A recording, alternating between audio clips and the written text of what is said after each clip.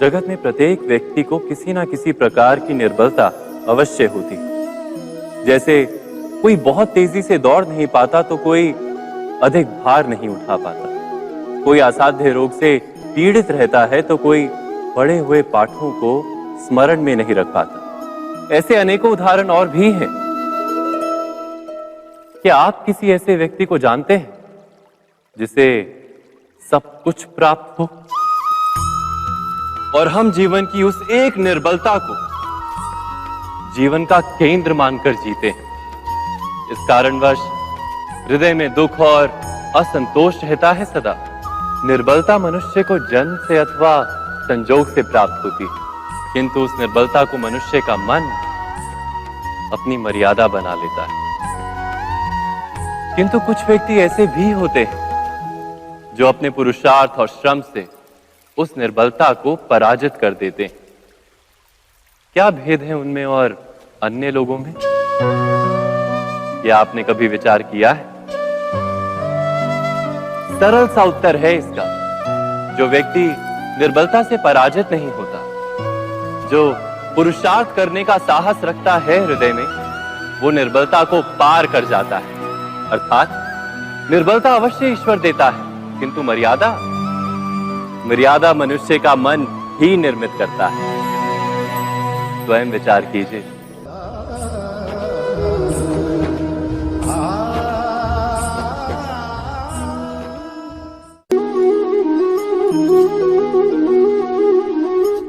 भविष्य का दूसरा नाम है संघर्ष। हृदय में आज इच्छा होती है और यदि पूर्ण नहीं हो पाती तो हृदय भविष्य की योजना बनाता है। भविष्य में इच्छा पूर्ण होगी ऐसी कल्पना करता रहता है, किंतु जीवन ना तो भविष्य में है ना अतीत में। जीवन तो इस क्षण का नाम है, अर्थात इस क्षण का अनुभव ही जीवन का अनुभव। पर हम ये जानते हुए भी इतना सा सत्य समझ नहीं पाते। या तो हम बीते हुए समय के स्मरणों को घेर कर बैठे रहते हैं, या फिर आने वाले समय के लिए हम योजनाएं बनाते रहते हैं और जीवन जीवन बीत जाता है। एक सत्य यदि हम हृदय में उतार लें कि ना हम भविष्य देख सकते हैं, ना ही भविष्य निर्मित कर सकते हैं, हम तो केवल धैर्य और साहस के साथ भविष्य को आलिंगन दे सकते हैं, स्वागत कर सकते हैं भविष्य का। तो क्या जीवन का हर पल जीवन से नहीं भर जाएगा? स्वयं विचार कीजिए।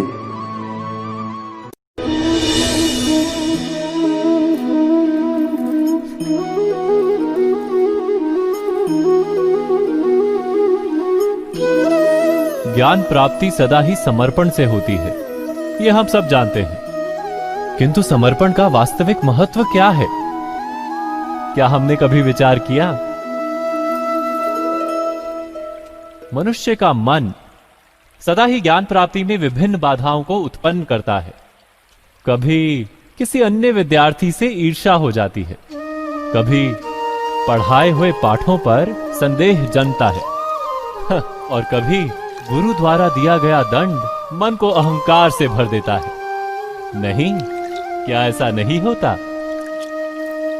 न जाने कैसे कैसे विचार मन को भटकाते हैं और मन की इसी अयोग्य स्थिति के कारण हम ज्ञान प्राप्त नहीं कर पाते। मन की योग्य स्थिति केवल समर्पण से निर्मित होती है। समर्पण मनुष्य के अहंकार का नाश करता है, ईर्ष्या, महत्वाकांक्षा आदि भावनाओं को दूर कर हृदय को शांत करता है और मन को एकाग्र करता है। वास्तव में ईश्वर की सृष्टि में ना ज्ञान की मर्यादा है ना ज्ञानियों की। गुरु दत्तात्रेय ने तो गाय और श्वान से भी ज्ञान प्राप्त कर लिया था। अर्थात विषय ब्रह्म ज्ञान का हो या जीवन के ज्ञान का या गुरुकुल में प्राप्त होने वाले ज्ञान का, उसकी प्राप्ति के लिए गुरु से अधिक महत्व है उस गुरु के प्रति हमारा समर्पण। क्या ये सत्य नहीं?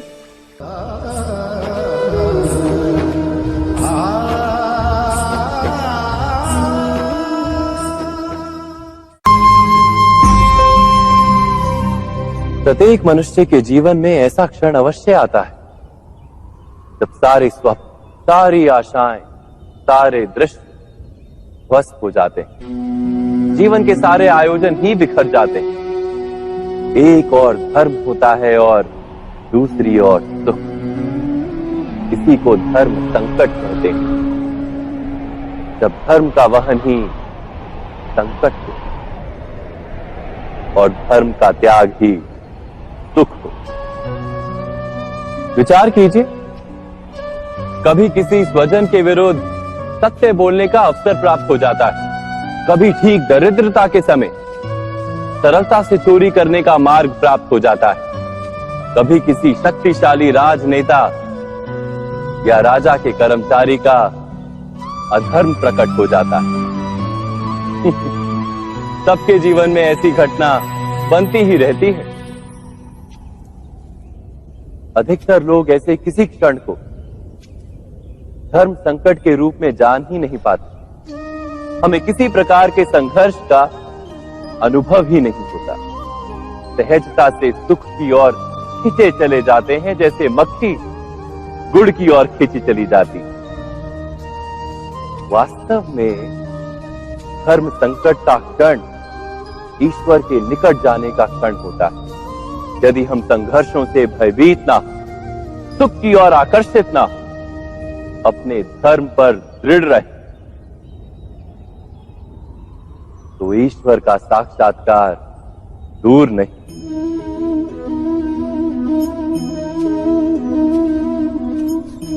पवन से युद्ध करने वाला पत्ता यदि पेड़ से गिरता है तो भी आकाश की ओर उठता है।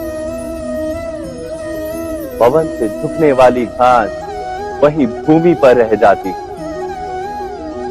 अर्थात धर्म संकट से यदि हम संकट को ही टाल दें तो सुख तो मिलता है, जीवन बढ़ता है, किंतु क्या चरित्र नहीं टूटता? क्या आत्मा दरिद्र नहीं हो जाती? क्या ईश्वर से अंतर नहीं हो जाता? स्वयं विचार कीजिए। दो व्यक्ति जब निकट आते हैं तो एक दूसरे के लिए सीमाएं और मर्यादाएं निर्मित करने का प्रयत्न अवश्य करते हैं। हम यदि सारे संबंधों पर विचार करें तो देखेंगे कि इन सारे संबंधों का आधार यही सीमाएं हैं जो हम दूसरों के लिए निर्मित करते हैं। और यदि अनजाने में भी कोई अन्य व्यक्ति इन सीमाओं को तोड़ता है तो उसी क्षण हमारा हृदय क्रोध से भर जाता है। इन सीमाओं का वास्तविक रूप क्या है? क्या हमने कभी विचार किया? सीमाओं के द्वारा हम दूसरे व्यक्ति को निर्णय करने की अनुमति नहीं देते, अपना निर्णय उस व्यक्ति पर थोपते, अर्थात किसी की स्वतंत्रता का अस्वीकार करते हैं। और जब स्वतंत्रता का अस्वीकार किया जाता है तो उसका हृदय दुख से भर जाता है। और जब वो सीमाओं को तोड़ता है तो हमारा हृदय क्रोध से भर जाता है। क्या ऐसा नहीं होता?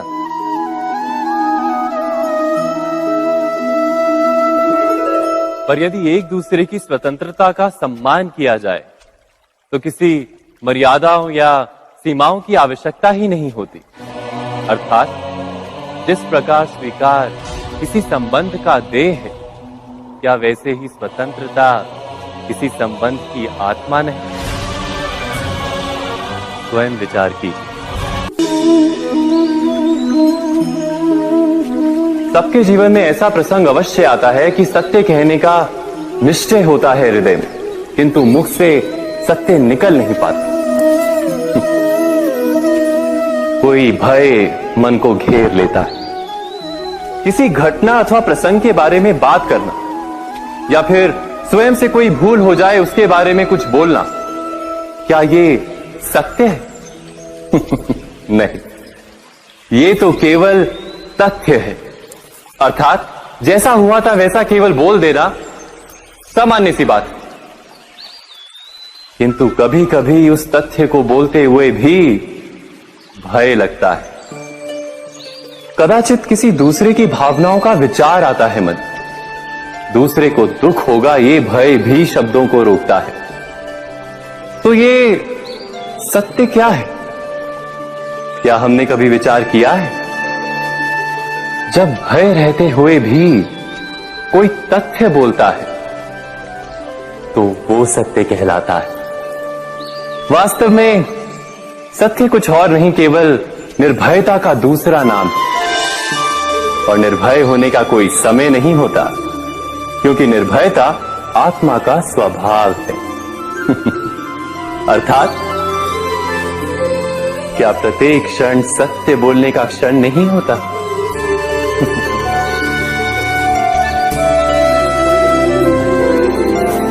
स्वयं विचार कीजिए।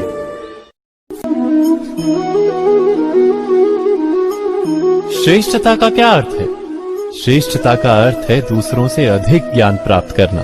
अर्थात मूल्य इस बात का नहीं कि स्वयं कितना ज्ञान प्राप्त किया, मूल्य इस बात का है कि प्राप्त किया हुआ ज्ञान अन्य लोगों से कितना अधिक है।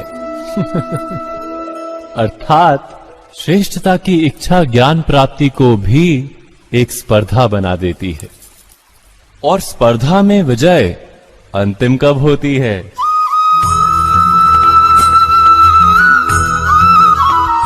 कुछ समय के लिए तो श्रेष्ठ बना जा सकता है, किंतु सदा के लिए कोई श्रेष्ठ नहीं रह पाता। फिर वही असंतोष, पीड़ा और संघर्ष जन्म लेता है। किंतु श्रेष्ठ बनने के बदले यदि उत्तम बनने का प्रयत्न करें तो क्या होगा? उत्तम का अर्थ है कि जितना प्राप्त करने योग्य है वो सब प्राप्त करना, किसी से अधिक पाने की इच्छा से नहीं, मात्र आत्मा की तृप्ति हेतु कुछ प्राप्त करना। उत्तम के मार्ग पर किसी अन्य से स्पर्धा नहीं होती, स्वयं अपने आप से स्पर्धा होती है। अर्थात उत्तम बनने का प्रयत्न करने वाले को देर अबेर सारा ज्ञान प्राप्त हो जाता है, बिना प्रयत्न के ही वो श्रेष्ठ बन जाता है।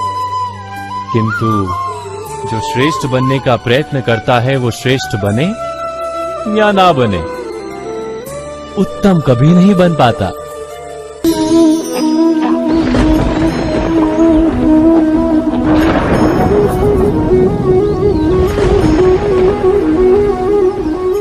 सपनों और पूर्वाभासों के आधार पर हम भविष्य के सुख दुख की कल्पना करते हैं। भविष्य के दुख का कारण दूर करने के लिए हम आज योजना बनाते हैं।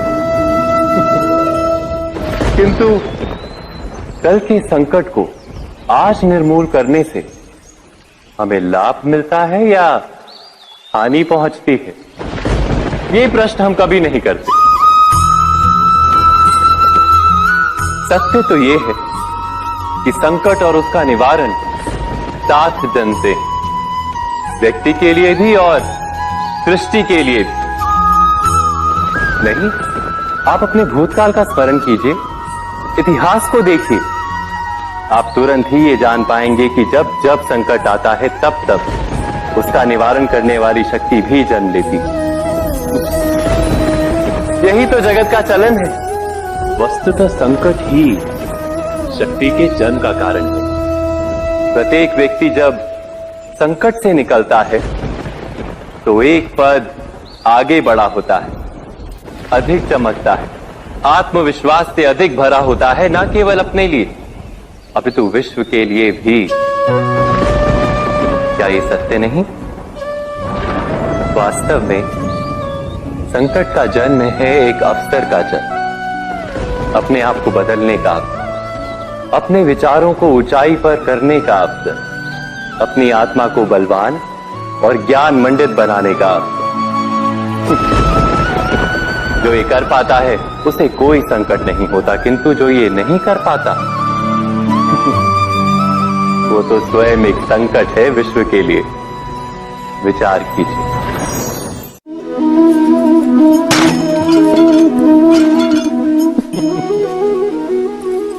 कभी कभी कोई घटना मनुष्य के जीवन की सारी योजनाओं को तोड़ देती और मनुष्य उस आघात को अपने जीवन का केंद्र मान लेता।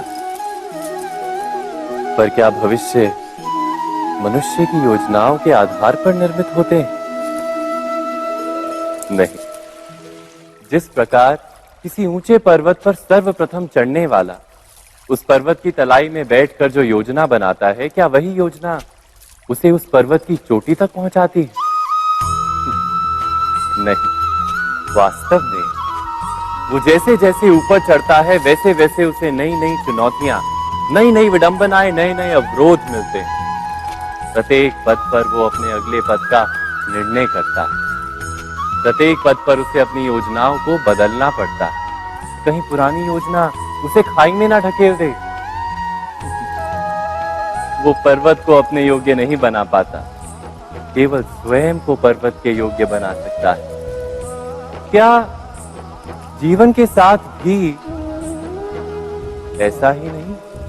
जब मनुष्य जीवन में किसी एक चुनौती को, एक अवरोध को अपने जीवन का केंद्र मान लेता है, अपने जीवन की गति को ही रोक देता है, तो वो अपने जीवन में सफल नहीं बन पाता और ना ही सुख और शांति प्राप्त कर पाता। अर्थात जीवन को अपने योग्य बनाने के बदले स्वयं अपने को जीवन के योग्य बनाना ही सफलता और सुख का एकमात्र मार्ग नहीं। स्वयं विचार कीजिए।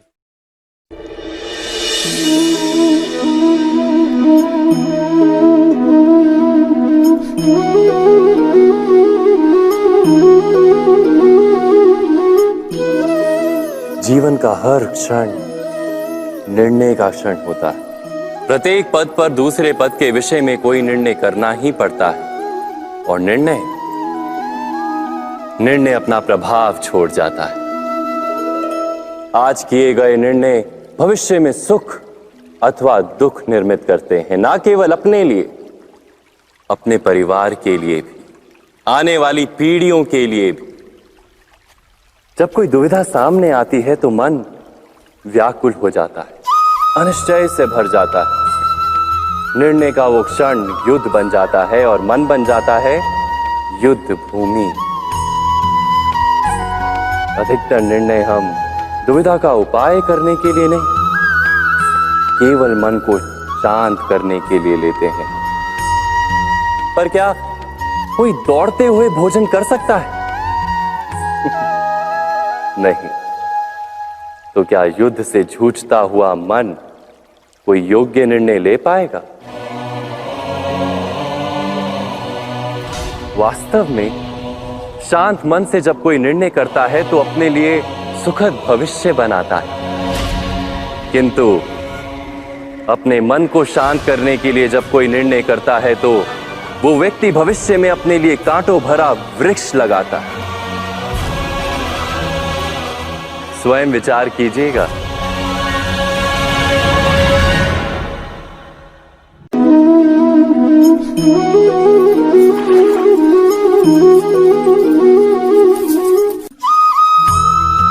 जीवन में आने वाले संघर्षों के लिए जब मनुष्य स्वयं को योग्य नहीं मानता, जब उसे अपने ही बल पर विश्वास नहीं रहता, तब वो सद्गुणों को त्याग कर दुर्गुणों को अपनाता है।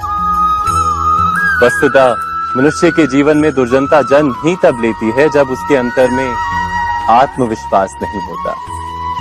आत्मविश्वास ही अच्छाई को धारण करता है। ये आत्मविश्वास है क्या?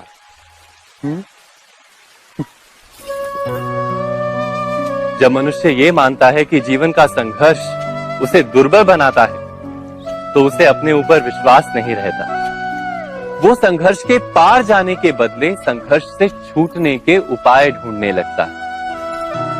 किंतु जब वो ये समझता है कि ये संघर्ष उसे अधिक शक्तिशाली बनाते हैं, ठीक जैसे व्यायाम करने से देह की शक्ति बढ़ती, तो प्रत्येक संघर्ष के साथ उसका उत्साह बढ़ता है। अर्थात आत्मविश्वास और कुछ भी नहीं, मन की स्थिति, जीवन को देखने का दृष्टिकोण मात्र है। और जीवन का दृष्टिकोण तो मनुष्य के अपने वश में होता है। स्वयं विचार कीजिए।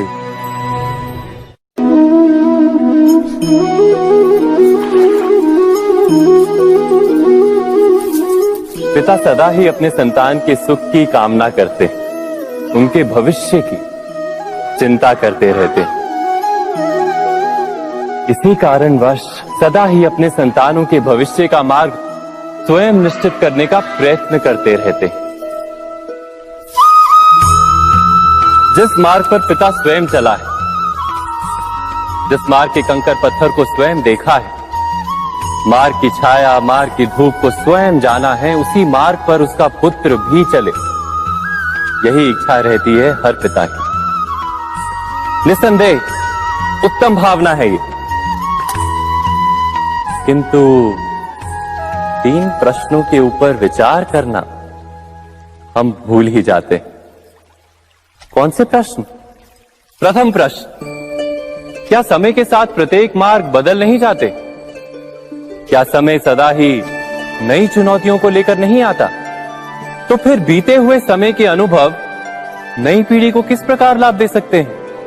दूसरा प्रश्न, क्या प्रत्येक संतान अपने माता पिता की छवि होता है? हाँ, संतानों को संस्कार तो अवश्य माता पिता देते हैं, किंतु भीतर की क्षमता तो ईश्वर देते हैं। तो जिस मार्ग पर पिता को सफलता मिली है, विश्वास है कि उसी मार्ग पर उसकी संतानों को भी सफलता और सुख प्राप्त होगा। तीसरा प्रश्न, क्या जीवन के संघर्ष और चुनौतियां लाभकारी नहीं होती? क्या प्रत्येक नया प्रश्न एक नए उत्तर का द्वार नहीं खोलता? तो फिर संतानों को नए नए प्रश्नों, संघर्षों और चुनौतियों से दूर रखना, ये उनके लिए लाभ करना कहलाएगा या हानि पहुंचाना? अर्थात जिस प्रकार संतान के भविष्य का निर्माण करने के बदले उसके चरित्र का निर्माण करना श्रेष्ठ है, वैसे ही संतानों के जीवन का मार्ग निश्चित करने के बदले उन्हें नए संघर्षों के साथ जूझने के लिए मनोबल व ज्ञान देना अधिक लाभदायक नहीं होगा? स्वयं विचार कीजिए।